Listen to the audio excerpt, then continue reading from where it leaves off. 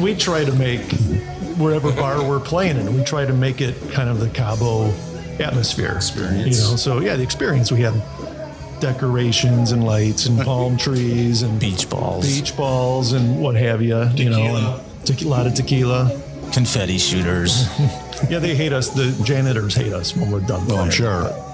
So you come to our show, and it's kind of like you're walking into Cabo Schaumburg or Cabo, wherever we're playing. Yeah. And I will say this much to you, that the fans that come to see our shows, I mean, it's been growing, I can't think of the word. Exponentially. A lot. That's a big word to say. I'm trying to sound smarter than I am.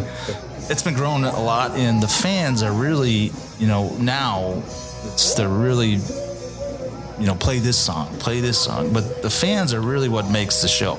And you know that. I mean, if the fans aren't into the show, it takes everything you got to make it a good show, but you're going to make it a good show. But these fans that we have now, every show we're doing, they're up front, in our face, having a good time, buying shots, and it just makes a huge difference.